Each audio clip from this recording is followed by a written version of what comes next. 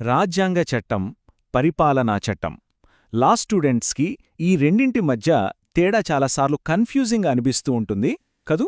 అందుకే ఈరోజు మనం ఈ రెండు కాన్సెప్ట్లను చాలా సింపుల్గా, క్లియర్గా అర్థం చేసుకుందాం. వాటి మధ్య ఉన్న రిలేషన్ ఏంటి, డిఫరెన్సెస్ ఏంటి అన్నీ చూద్దాం. సరే, మరి టాపిక్లోకి డైవ్ చేద్దామా? ఈ రెండింటినీ ఈజీగా గుర్తుపెట్టుకోవడానికి మన దగ్గర ఒక సూపర్ అనాలజీ ఉంది.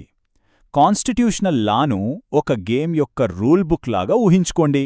మరి అడ్మినిస్ట్రేటివ్ లా ఏంటంటే ఫీల్డ్లో రిఫరీ ఇచ్చే తీర్పు అనమాట. ఈ ఒక్క పోలిక గుర్తుంటే చాలు, మన డిస్కషన్ మొత్తం ఈజీగా అర్థమైపోతుంది. అసలు ఈ రెండు చట్టాలు వేర్వేరుగా అనిపించినా వాటి మధ్య ఒక స్ట్రాంగ్ కనెక్షన్ ఉందన్నమాట.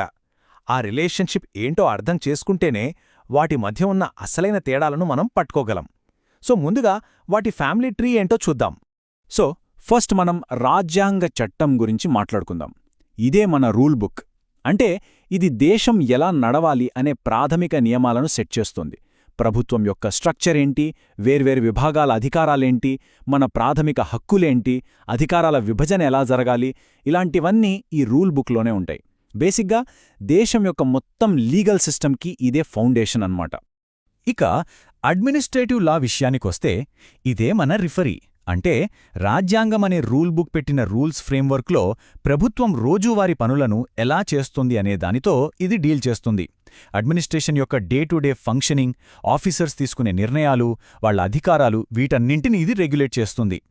సో ఇక్కడ మనం గుర్తుంచుకోవాల్సిన అతి ముఖ్యమైన పాయింట్ ఏంటంటే అడ్మినిస్ట్రేటివ్ లా అనేది కాన్స్టిట్యూషనల్ లా నుంచే పుట్టింది.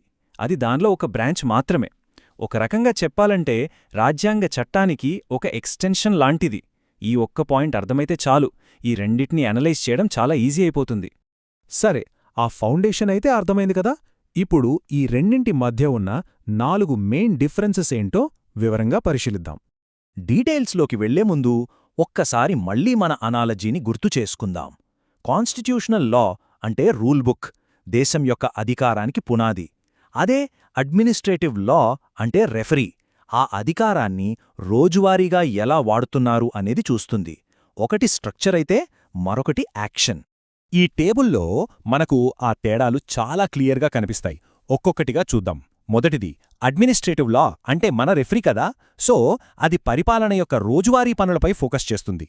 కానీ కాన్స్టిట్యూషనల్ లా మన రూల్ బుక్, దేశం యొక్క అసలు నిర్మాణం, అధికారాల గురించి మాట్లాడుతుంది. ఇక రెండోది రెఫరీ ఏమో అధికారుల చర్యలను కంట్రోల్ చేస్తే, రూల్ బుక్ ఏమో మన ప్రాథమిక హక్కులను డిఫైన్ చేస్తుంది. మూడో తేడా ఏంటంటే అడ్మినిస్ట్రేటివ్ లా ఎక్కువగా కోర్టు తీర్పుల ద్వారా డెవలప్ అయింది, కానీ కాన్స్టిట్యూషనల్ లా నేరుగా రాజ్యాంగం నుంచే వచ్చింది. ఇక ఫైనల్గా అడ్మినిస్ట్రేటివ్ చర్యల వల్ల మనకు నష్టం జరిగితే ఏం చేయాలి అనేది అడ్మినిస్ట్రేటివ్ లా చెప్తే, అసలు ఒక చట్టం రాజ్యాంగానికి వ్యతిరేకంగా ఉందా లేదా అని కాన్స్టిట్యూషనల్ లా చూస్తుంది.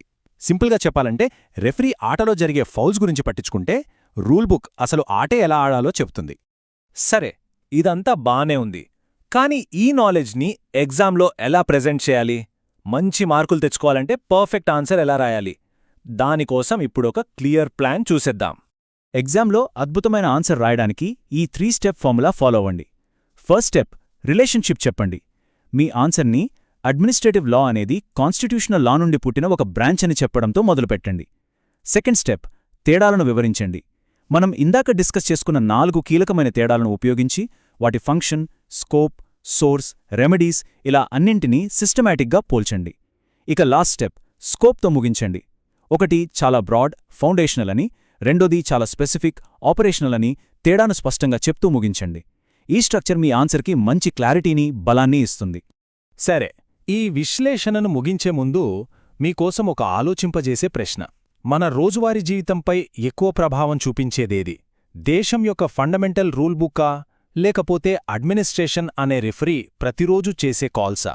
దీని గురించి ఆలోచించండి.